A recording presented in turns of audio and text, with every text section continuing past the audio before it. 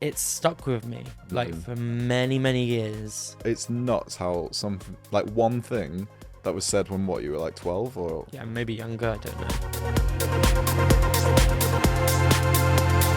Okay, so Sam, first I want to talk about dancing, which I suspect is like, could you say your main thing? It's definitely the thing I'm most passionate about. Yeah. Okay. It's not my main job these days. Yeah. Yeah, it's not my main thing anymore. I've done so much of it in my Mm. life and career, especially at the beginning. It was just dancing. But now I'm kind of venturing into other avenues. You're a dancer from a very young age, and you like this is something that you trained in, or is it very much something that you've like self-taught and then got jobs off? Yeah, I was trained, so Nice. I still remember the first dance class I ever took. I Yeah. just absolutely fell in love with it, and I knew age 8, I was like, "This is it. I'm doing this." And yeah, it was really cool actually to have that at such a young age. But yeah, I was just completely obsessed because before I was a competitive horse rider, Oh, really? so I trained every night. My mum trained me and my sister, and we competed all weekends and all kind of school holidays would be various places in the country. And then I kind of found the love of dance, and I had to decide between the two. Mm. But horse riding, it was it was never going to be like a full career for me. Yeah. So something I think is really cool about the fact that you've said that you loved dance as soon as you did it is that when I did dance at, I don't know, you know, when the boys have to do dance like back in GCSE or even below Yeah. at 13 or something, I really wanted to do it, and I felt so much embarrassment about like dancing in front of the other boys, and the boys would take the piss out of the teacher. And Hmm. like, did you have any sort of sense of like embarrassment or not wanting to be seen to like dance, or was it just complete confidence in knowing that you loved it and wanting to do it? Well, I kept it a secret at the beginning, Right. but I was really lucky. I got into a theatre school in London. Mm. So when I was 13, I moved to a theatre school. So Monday, Tuesday, Wednesday was academics. Thursday, Friday, dancing, singing, acting all day long. It was amazing. Mm. So I was really lucky that I only had one term in my secondary school where I hid it, didn't tell anyone about it. And then luckily I got into Sylvia Young for the second term of year 7, and then Mm. so lucky to be there. It was the best years of my life, actually. Yeah, really. It really was. Because it was a school for theatre, Mm. and you were allowed to go out and work. There were kids in my class that were filming movies. Kids would leave maths early to go and do their West End show. It was just like the coolest environment. Yeah, that sounds so It fun. really was. So when you were hiding it before, what does that look like? Does that mean that you were doing dancing in your bedroom, or was like your mum taking you to separate classes without telling friends at school? Like, what does hiding it mean? I went to a dance school in Tunbridge, and yeah, my school was in Tunbridge Wells. I was the only boy in the class. There was no way of it getting out. I wasn't worried about that. But I just remember at school, secondary school, for that first term, yeah, never ever talking about it. And then when I was, we had like the kind of meeting at the beginning of the day when I was about to leave, and the teacher said, "Sam's going to the theatre school in London." And I was like, she said it. Damn it. I Yeah. was so annoyed. But were you low key like that's really cool? No, I was Really? mortified. I was like, oh no, why did she tell them? Oh, but everyone's heard of Sylvia Young. That is a cool accolade. Like, Yeah, I mean, but as a 13-year-old that wants to protect himself, I was like, yeah, ah. yeah. But Is it what you expect? So if you go to Sylvia Young, is it very much like people dancing in the halls, like Fame, like people stretching, singing, and yes, is it just the cliche it of what you really think is. it's gonna be? It really was, yeah. Big personalities. Yeah. So you Yeah. made some really good friends out of it. I'm meeting them all tomorrow. We're going on a stag do. Oh, great. So we've stayed really tight, about 7 of us. So yeah, it's gonna be quite chaotic, like lots of singing and dancing. Yeah. But a lot of them don't do it as a profession anymore, and I still do. So I kind of keep it quite low key, but they love it. They're like, dancing on tables and stuff. Yeah. Oh, that's so good. Harmonies. And in terms of like being gay and discovering your sexuality and kissing boys and that sort of thing from a young age, was it just completely accepted and you felt really safe to be yourself, or was it still a bit of a journey going through even Sylvia Young? Definitely still a journey for me. I didn't want to be gay. I really didn't. And also like going to a theatre school, I almost tried really hard not to be gay because it's like, the perfect kind of place to come out. Mm. Very accepting queer space.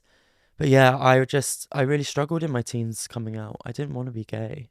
Um, I was a very sensitive kid. Like I was very shy. I'd cry all the time. I'm not sure why, but I was very sensitive and had a very camp voice. And I remember I'd like pick up the home phone and the person would be like, "Hello, Anna," and I'd be like, "It's Sam," right? Have you got a sister called Anna? Yeah. Yeah, right.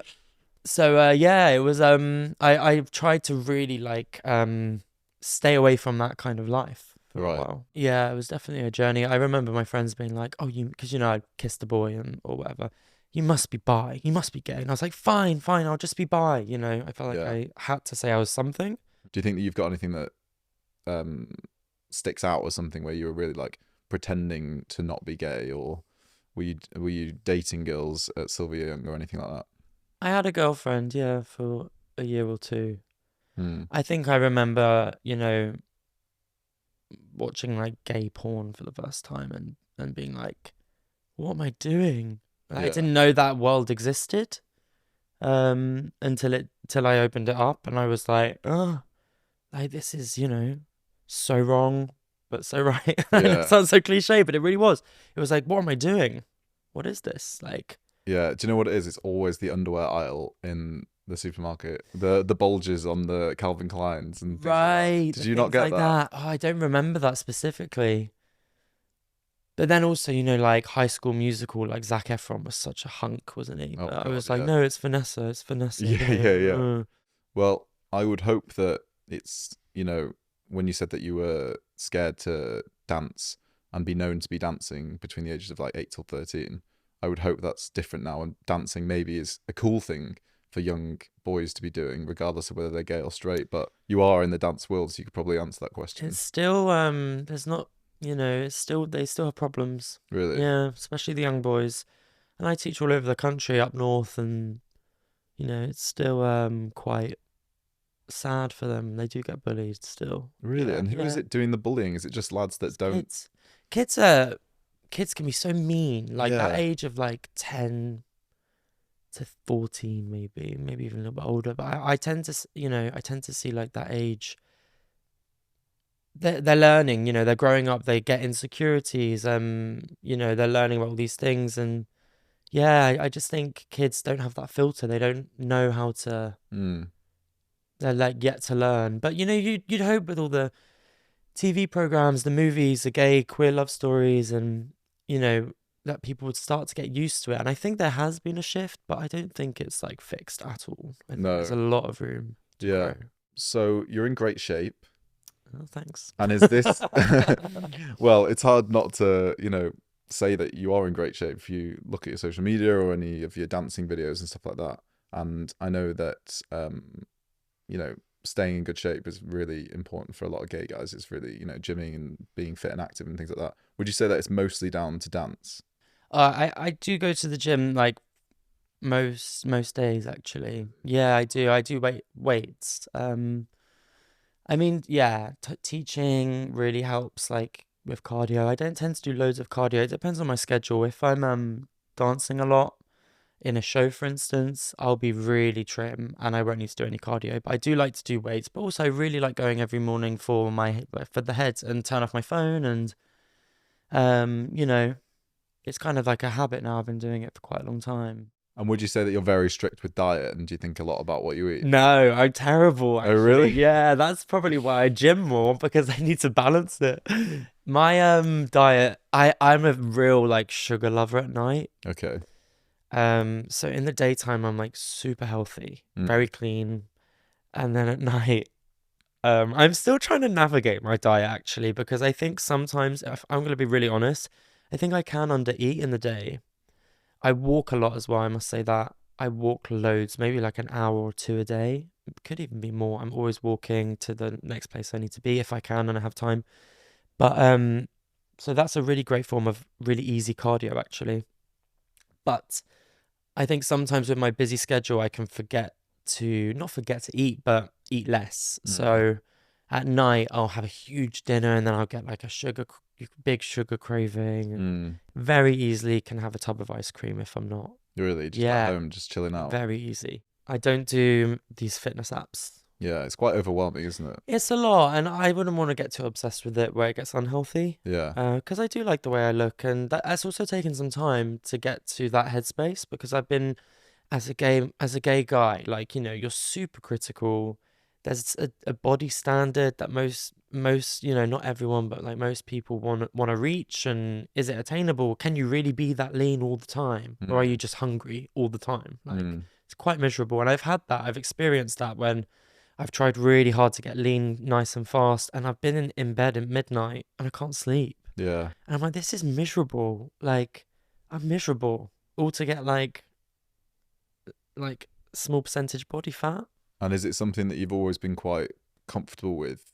I was definitely one of those kids that was like very, very chubby until I was like 17. And then as soon as I could join a gym, I like became really underweight.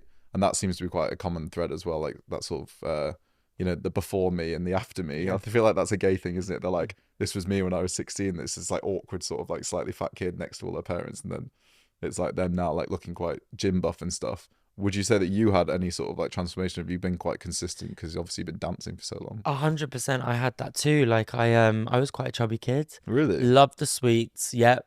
Loved the chocolate. I remember I was quite had like the love handles, and I remember getting like a comment from, it was either a teacher or it was like one of my mum's friends. Oh, look at those love handles. And I still remember it. Yeah. And it stuck with me like Mm. for many, many years. And the first thing I'd pinch would be my hips. And it's so crazy how that kind of one little flittering moment can Do you just ever like, find yourself pinching it now? absolutely. Wow. Yeah.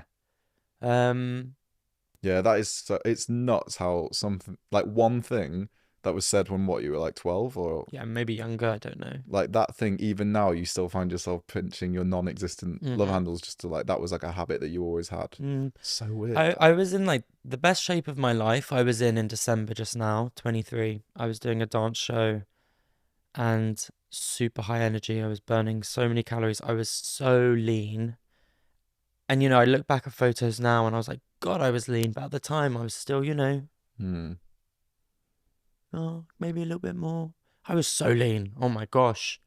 Like yeah, body stuff is so interesting. I Yeah, it think it is. can, yeah. And it's funny that you can look at a photo and not know when you were in that moment how good you looked, in inverted commas. It's like you can look back and go, God, I was in great shape then. I Yeah. thought like I had a bit of a belly and like what the hell? Do you know Yeah. what I mean? It's so crazy. When I did Swan Lake, all of us boys, we were so, again, lean because that show was killer. And you look back and we were so skinny, actually. Mm. Skinny because we were working so hard. But at the time, again, you're like, oh, I could be leaner. Yeah.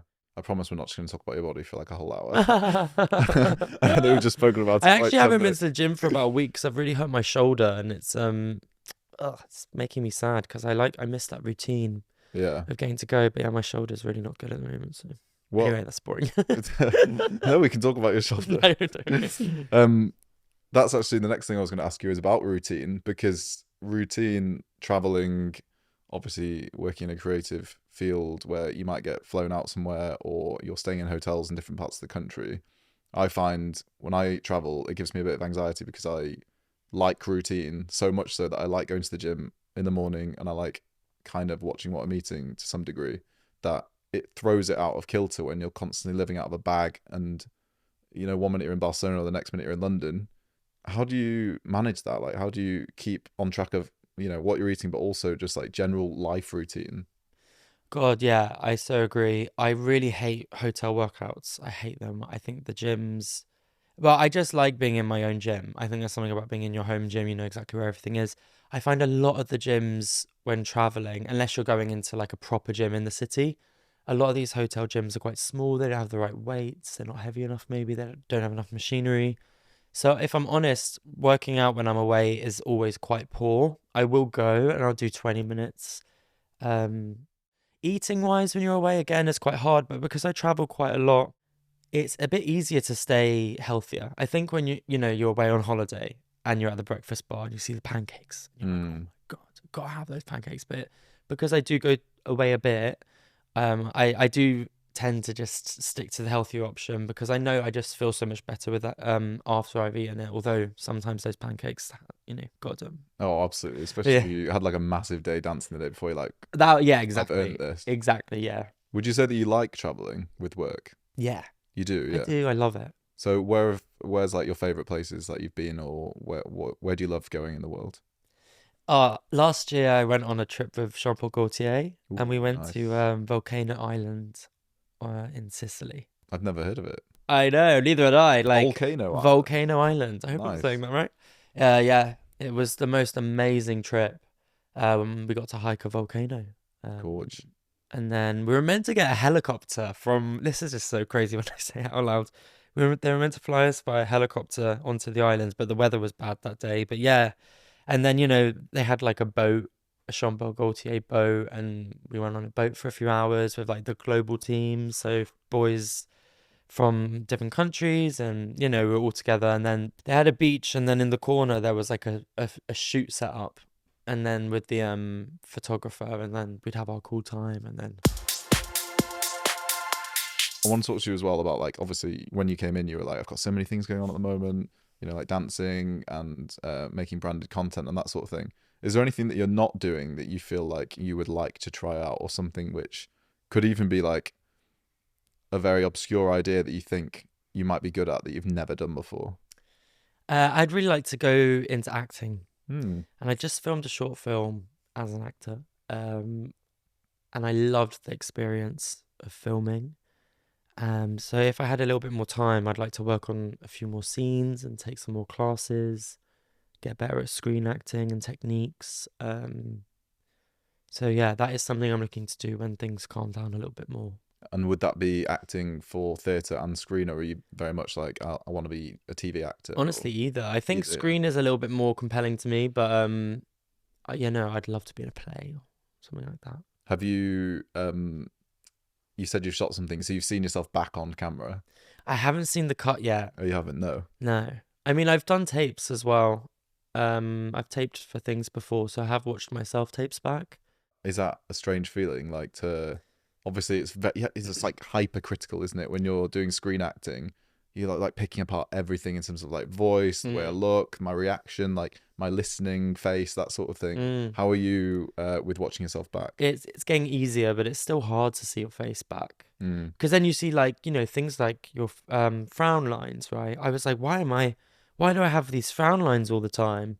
But then, I was watching and really studying actors, when I watch a film, I put the subtitles on and I study them and their faces are moving. I'm like, calm down, like this is normal. This is what your face does. Mm. That's what it is. Yeah. So it's not gonna like, freeze. Yeah. But yeah, it's been interesting flipping my mindset recently, just watching the great actors and the great movies. And like I said, with subtitles on, because I'm interested in reading the line and seeing how the actor turns it into life. So I'm kind of studying that as I watch, which is Yeah. quite cool. So what would you say to somebody like, I feel like, I mean, I've only met you for like almost an hour, but I feel like you're good at like just throwing yourself into something, having the confidence to give it a go. How do you get yourself over the edge? How do you just like put yourself in front of a camera? How do you, perform in front of like 1,000 people? What's your go-to to not self-sabotage yourself? Oh, I'm so thankful to my mum because I just always remember her going, go for it. Very much in that tone. Sam, just go for it. Mm. Go for it. Simple as that. I was watching these YouTube videos of the older generations, saying to this guy that interviewed them, saying, I wish I didn't care as much when I was younger. Mm. That was the question. Like, what would you, if you were younger, what advice would you give to yourself? Almost all of them. I wish I just went for it. I wish I didn't care as much. And I don't want to be 80 and go, I wish I tried that acting thing, but was too scared. Yeah. I want to go, I really tried it. It didn't work out, but I really gave it a shot. And do you know what? As a man that does, lots of different things, all in the same sort of field, there's something I think I get nervous about venturing into something different that people don't know me as. I don't know, do you experience the same thing? Because then they're like, why is he trying to do that? Like, it's Totally. almost like, oh, okay, no, I'll just go back to holding a camera, and I'm not going to try and, do this podcast. I'm not going to Yeah. try and, do stand-up comedy or whatever. Like, I'm just going to stay in my safe zone because that's what everybody else knows me as. Yeah, but How do you combat that? that's their issue. They Right. want to put you in a safe zone. Like for someone to go, why is he trying that? Like, sorry, but that's a little bit like, well, why do you care? Yeah. You know what I mean? I've in the same breath, like until recently, this acting thing, I kept it quite secret because I was a dancer, just a dancer. Hmm. But now I'm like, no, like, fuck it. Can I swear? Yeah, of course. Fuck it. I was like, fuck it. If I want to try acting, I'll try it. Like, Yeah. people do love to put you in a box. But is it people putting us in a box, or is it us imagining they're doing that to us? Like, do people actually care as much as we think they're caring? Do you know what I mean? Well, I had an experience recently with an old school friend that very much put me in that box Oh and shit, like really? kind of scoffed at my acting short film I was about to film at the time. Acting. And I was like, yeah, we'll see how that goes. Yeah, I know. And I was That's like, ah, mad. you cheeky bastard. But do you know what that is? It's like their insecurities projecting onto me where they feel like maybe they're not super happy in their career right now. So that kind of projection is their uncomfortable feelings pressed on.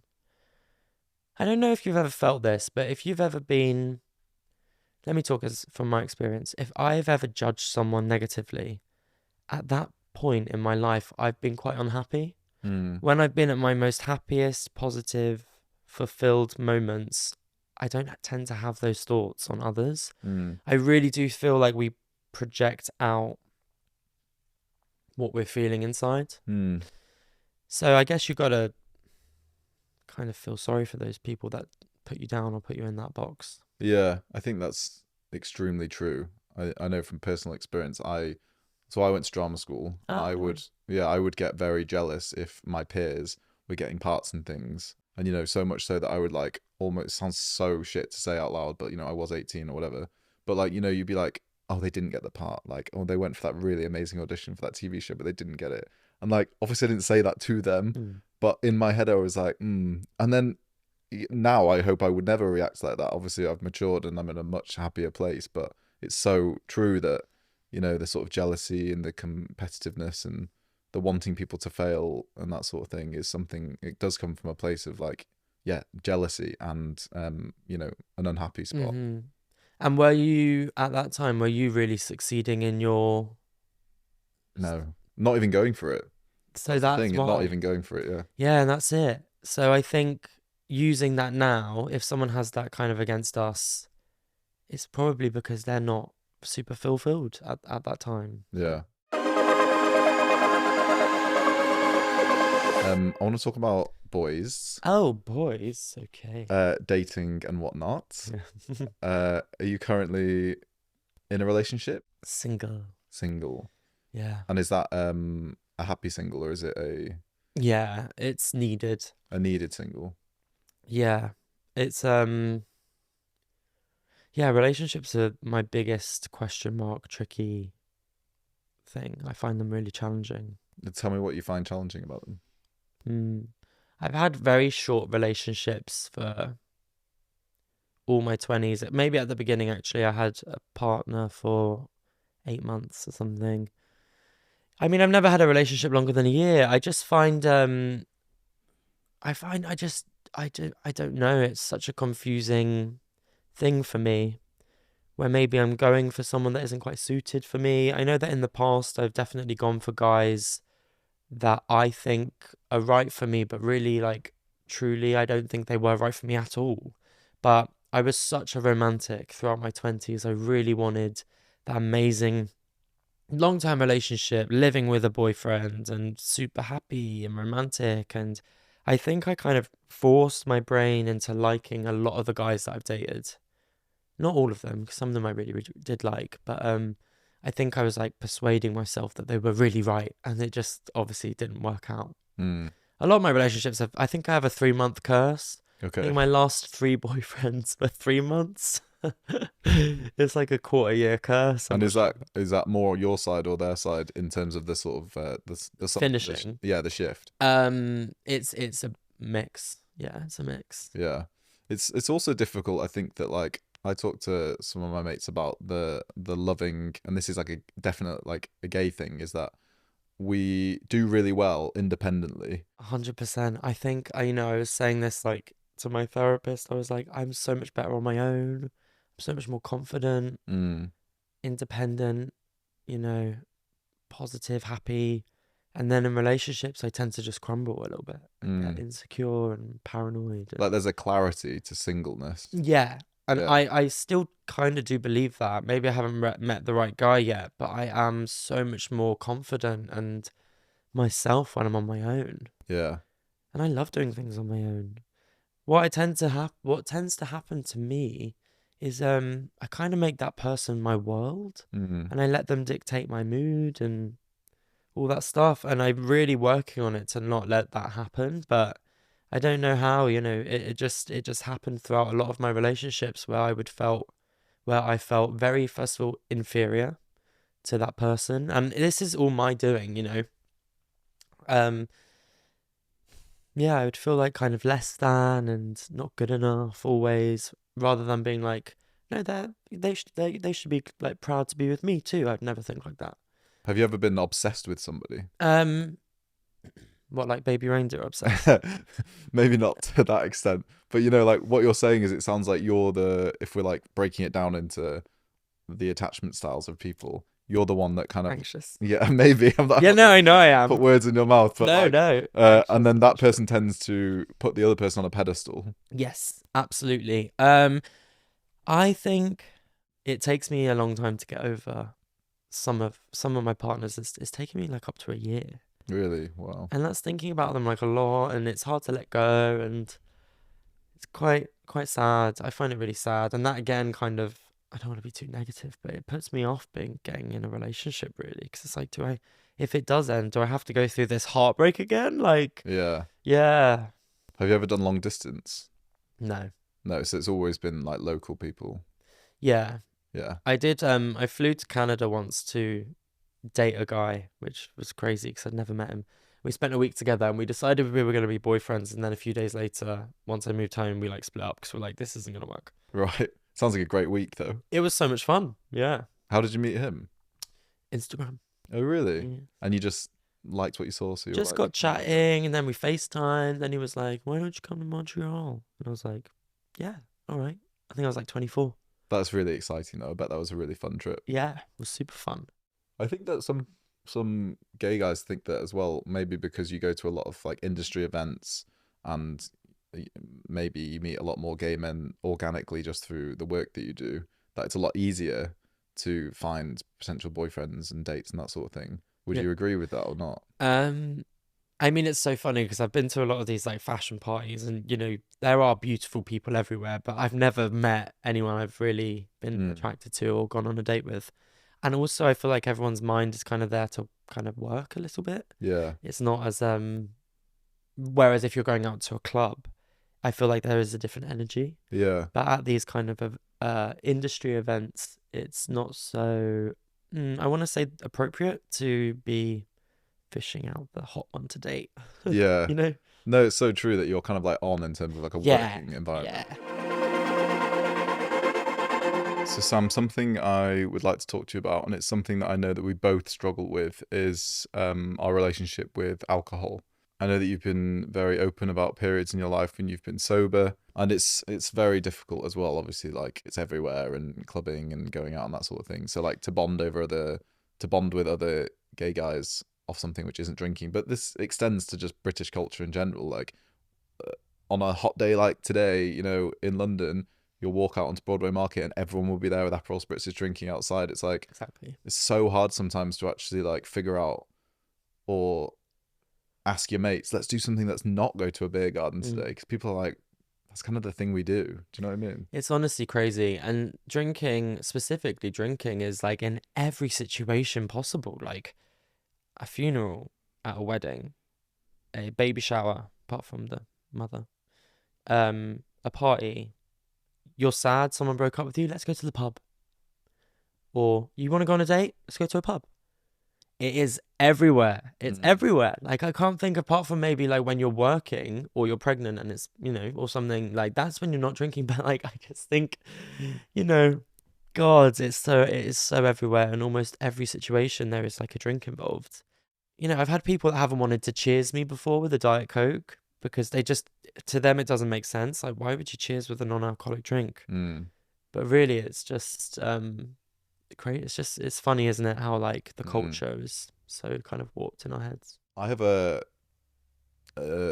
relationship with alcohol where I'm very like extreme. So I've done like 150 days sober because I was like, I function so much better as a non-drinker. My eyes look better, my skin is better. I'm switched on. I know what I'm saying. Like, I'm just like on the ball. But the point of which I decide to then start drinking is because I feel so good that I go, I think I can just like have a couple of glasses of wine now because I'm feeling great. You know, I've fixed whatever hole I was in at Christmas, that now I'm feeling fucking great, that I'm now gonna have a couple of drinks, and then I just go berserk. God, honestly, I so relate. And I've been working on it for so many years of like really therapy, really, to really like dig deep. Like, why is this happening? Talking in interviews about being sober in the past, do you find having a following and people asking you about it, is that also difficult because you don't want to be like holding a torch for like the sober community when it's something that you're struggling with? So people coming to you asking for advice, that must be quite a weight as well, is it? It can be really hard, yeah, a lot of pressure. So a few years ago, I was really vocal about it, and I'd get amazing DMs, and people would be like, "You've like really helped me in so many ways." But wherever I'm at, wherever I am at, with sobriety and slip ups or whatever, I'll still reply because I still have the knowledge. But yeah, there's a lot of pressure with it, and I decided to talk less about it. Because at the end of the day, I do need to focus on my well-being. Yeah. Sometimes you like become an accidental advocate for something that you've mentioned. Do you know what I mean? Yeah. It's like, I never wanted to stand on the top of the mountain and sort of now be a voice for the sober community because I haven't 100% figured this out myself. I know, and I always said that, and I've always stated that. I'm like, I'm not perfect. I could slip up again. It might happen again, but like, this is where I'm currently at. I've always been really careful to say, I'm not like the king of sobriety here. Yeah. I will share my experience because it could help you, or people, sorry, could help like a person listening. Yeah. But I'm no, like, you know, I don't want to be this person that's like, Are you into meditation? I try to. Yeah. I try to. Not a lot. It depends. It depends. Like that's something I'd like to do a little bit more of. You feel so good when you're in the habit of meditation and just like meditation really is amazing. Yeah, I wish I did it more because it really is so good. Why is it so hard to stick to? It's really It's like hard, I don't have isn't it? time. I don't have time. Yeah. So I'm sorry. You got 10 minutes. Like, Yeah. you know, I think there's something about like the thought of just sitting doing nothing because like it's hard. even like, I don't know, would you say that you're a person that's addicted to your phone? Yeah. Yeah. I struggle on my phone a lot. I am on it a lot. Yeah, it's like scary when you look at screen time, right? Do you ever even I open don't that? look. Yeah. I think sometimes it comes up automatically because that control center thing flips down and then it'll say like 4.5 hours you've been on it or something. But how do you manage that? Like, obviously, like if you're creating content for brands and you're responding to people or whatever, how do you manage not being on your phone a lot?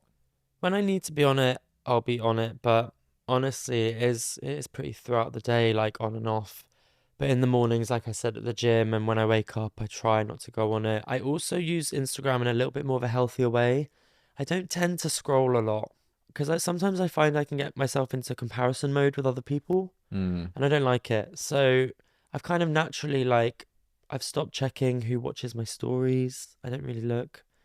I don't really check who follows me anymore. I try and just keep it very, kind of just try and protect myself with it a little bit. Yeah. And I'll go on there and I'll try and, if it's like a job on there, I'll try and do the best job I can.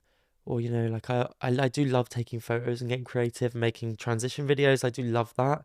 So I'll go on there and I'll do that. But I try not to like scroll and look at and compare myself to other people because I think it can get quite unhealthy. I've definitely had really unhealthy moments on that app. Really? Yeah. Would you say that you're sort of poison when it comes to your phone is social media. Is that what you're spending most of your time on, or is it just, even opening? I know I look at Rightmove like 5 times a day for Do absolutely no you? reason. I don't But know where. Yeah, mine's social media is then. it? Yeah, Yeah. for sure. And the negative of that is that you're kind of like seeing people doing cool things and bodies and that sort of stuff. And All of that stuff, yeah, yeah. And the negative head, and when it's also your job and work, oh my God, that creator got that collab. I didn't get that. Or, oh, they're going on that trip that I went on last year, but I'm not going this time. Maybe the brand hate me. Oh my God. It's probably not that deep. Maybe they just want to try new people out. You know what I mean? yeah, So yeah, it's sometimes it's hard to not compare yourself, and then bodies and all that kind of stuff. yeah. And do you love it when you get lots of attention off a picture of you? Like, does that actually fulfill you? I don't know. It's hard to answer. Because it becomes, when it's like a job, Mm, the numbers become a little bit numbing. It's so funny because, like, a photo could do really well, and video, it could go viral or whatever, like whatever, but I don't know how to answer this question. It's quite confusing mm, because I've been doing it for a long time now as well. So it's like I'm on there to get creative and do a job, and of course, like, if it does well, that's great. But I'm not like on top of the world. I can still have very low self-esteem, whether a photo gets lots of likes or not. I could still have like really low self-esteem that day. yeah. It doesn't like build me up and make me feel amazing. And also it's funny because I think people that don't know me maybe think that I'm super confident, and because maybe I have a following and get likes and stuff, that I must think I'm the shit. Mm, I don't. Like, I have still really low self-esteem some days, and like really I could get really in my head and anxious and not like myself very much. So yeah, the likes, it doesn't always make you feel like the best. I hope that doesn't make me sound ungrateful, because I'm not ungrateful for it and I love it, but yeah, it doesn't make me like, I wish all those likes could make me the most confident person in the world, but it doesn't. I want to just round off talking about, like, obviously you're in your 30s now. I like to think it's like a really exciting part of our life that we're going into. What are your thoughts about the next 10 years? I'm really looking forward to it. I'm really looking forward to the next 10 years. I think I just want to continue to kind of work on myself and keep my relationship strong with self, with friends, venture out and try new things with my career, keep like working hard, but also learning in my 30s to go, I'm not going to do that. I'm going to take a day off. Yeah. So far, not so good. Yeah. I'm only a weekend, Yeah. but that's something I would really like to try and learn, to say no. Um, and yeah, just try and honestly, like, just try and live a really nice, good life. Not try and be in my head too much about things that don't matter. Mm. How do you reflect on your 20s? Like, what do you think when you look at that whole 10 years of your life? Wow. Career-wise, I'm so happy and so happy and fulfilled with what I did. It was unbelievable. Like, I was so pleased that I got to do certain things. With my like personal life, such a roller coaster. But I do think I think I know myself quite well. That's one thing I'm proud to say, is that I'm quite aware, self-aware. And I think my rocky 20s has got me to this point of like being quite self-aware Mm. of, my head and things that aren't good for me, things that are good for me. Is there any like real lesson that you're going to take away from your 20s, even like in terms of relationships, friendships, personal? Is there anything that you're really moving forward with and going to be really Yeah, firm on? it's like, you know what's good for you. Yeah. You know. And you really do, with so many areas of your life. Deep down, you can ask your friends, you can ask your therapist, you can ask your parents. I really think you actually know the answer.